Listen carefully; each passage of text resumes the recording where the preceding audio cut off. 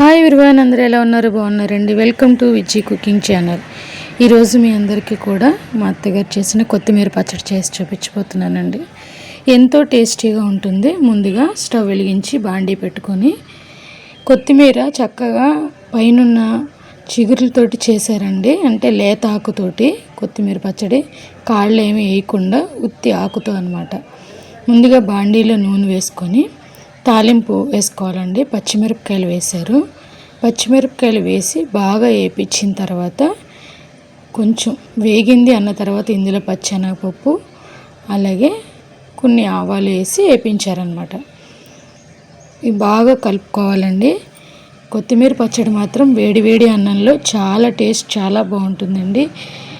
ఇంట్లో కూరగాయలు ఏం లేనప్పుడు నోటికి ఏదైనా కారంగా పుల్లగా తగిలితే బాగుండు అనిపించినప్పుడు 5 నిమిషాల్లో అయిపోయి కొత్తిమీర పచ్చడి ట్రై చేయండి.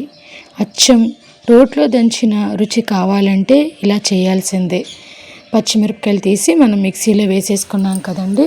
మనం చక్కగా కడిగి పెట్టుకున్న కొత్తిమీర కూడా అదే బాండీలో కొంచెం ఆయిల్ ఉంది కదా అందులో వేసుకొని మగ్గనివ్వాలండి. చాలా త్వరగా అయిపోతుంది. చింతపండు గింజలు లేకుండా తీసుకొని దాన్ని మెత్తగా చేసుకోనండి. గింజలు అలాగే పీసులు ఏమీ లేకుండా దాన్ని తీసి అదే కొత్తిమీరలో వేసుకొని కొత్తిమీరతో పాటు పచ్చిమిర్చి కూడా మనం మగ్గించుకోవాలన్నమాట. ఇలా మగ్గిన కొత్తిమీరలోనండి మనం కళ్ళుప్పు కూడా వేసుకోవాలన్నమాట. సరిపడినంత ఉప్పు వేసుకొని ఉప్పుతో కలిపి మగ్గనిచ్చుకోవాలి. కళ్ళుప్పు కూడా అందులో కరిగిపోతుందండి మగ్గేటప్పుడు. మనం మిక్సీ ఎలాగ పట్టుకుంటాం కాబట్టి కొత్తిమీర బాగా మగ్గే వరకు కూడా 5 నిమిషాల్లో మగ్గిపోద్దండి. మనం వేసేటప్పుడు ఇంత కింద కనిపించింది, ఇప్పుడు చూసారా ఎంత కొంచెం కింద కనిపిస్తుందో, దగ్గరికి అయిపోద్ది అనమాట.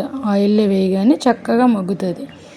చక్కగా మగ్గిన తర్వాత ఆ మిక్సీ జార్లో మనం పచ్చిమిర్చి వేసుకున్నాం కదండి, అదే మిక్సీ జార్లో కొంచెం జీలకర్ర అలాగే ఎల్లుల్లిపాయలు వేసుకోవాలండి. ఇది ఇంకొకసారి కలుపుకుందాం. చక్కగా ఇది బాగా మగ్గిందండి. ఒక్కొక్కసారి చూపిస్తున్నాను. ఇప్పుడు ఎల్లుల్లిపాయలు జీలకర్ర కూడా మనం మిక్సీలో వేసుకుందాం.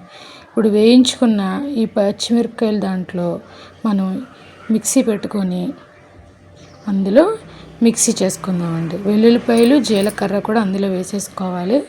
వేసుకొని మిక్సీ పట్టాలి. ఇదైతే అత్తయ్య గారి స్టైల్లోనండి. కాసేపు ఆగి వేశారనమాట. ముందైతే పచ్చిమిరపకాయలు మిక్సీ పట్టేశారు.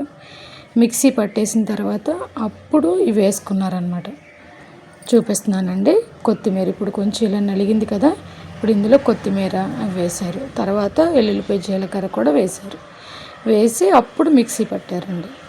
మిక్సీ పట్టేసి కొంచెం వాటర్ లైట్గా వాటర్ వేసుకొని ఇందులో మిక్సీ పట్టుకోవాలి. ఇప్పుడు వేసారు చూసారు ఎల్లుల్లిపాయ జీలకర్ర స్టార్టింగ్లో వేయలేదన్నమాట. స్టార్టింగ్లో వేయకుండా తర్వాత లాస్ట్లో వేసి ఇది ఇలా మెత్తగా గ్రైండర్ చేసుకోవాలి. కొన్ని మధ్యలో నీళ్ళు పోసుకుంటూ చూసుకుంటూ మిక్సీ పట్టుకోవాలన్నమాట. చూసుకుంటూ ఉండాలండి. కొన్ని వాటర్ వేసుకొని మిక్సీ పట్టుకోవాలి. కొంచెం మూలన అంటే లైట్గా కొంచెం చేశారు, అందుకు మనకి మిక్సీ త్వరగా అవ్వలేదన్నమాట.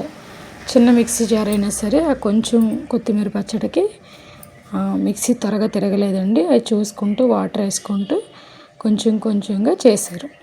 బాగా మెత్తగా మిక్సీ అయిన తర్వాత కొంచెం అందులో బెల్లం ముక్కనే వేసుకోవచ్చు అంటండి.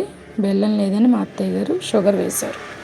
కొంచెం షుగర్ వేసి మళ్ళీ ఇంకొకసారి కొన్ని నీళ్ళు పోసుకొని దీన్ని ఇంకొకసారి గ్రైండర్ చేసుకోవాలి.